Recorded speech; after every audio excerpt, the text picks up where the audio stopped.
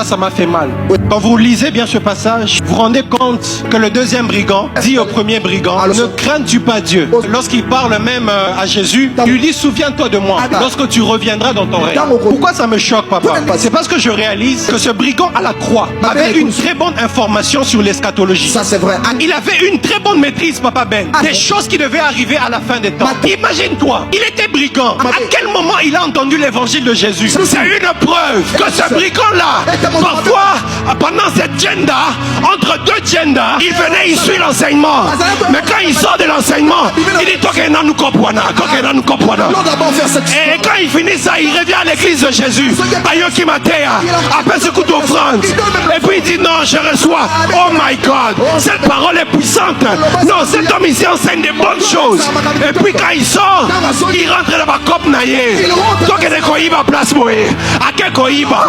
Et quand il finit, il rentre à l'église de Jésus. En faisant cette prière à Jésus, il prouve que c'était un bon entendeur des enseignements de Jésus. Mais le problème, c'était un mauvais pratiquant. Lui qui connaît la parole, il a même commencé à exhorter l'autre. Il lui dit non, nous ce que nous vivons c'est justice. Et lui c'est injuste.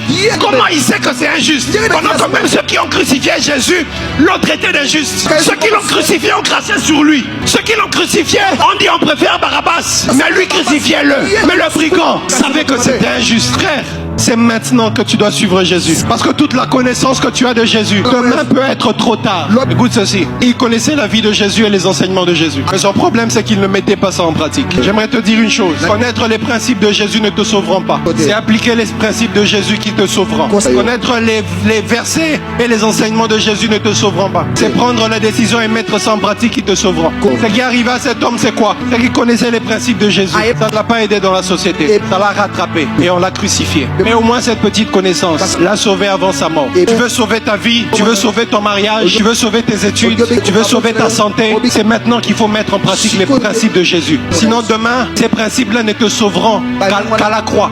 Mais le problème avec la croix, pasteur Ben, c'est que c'est la dernière minute. Ça va te permettre d'aller au ciel. Mais tu auras raté ta vie si tu n'appliques pas les principes de Jésus.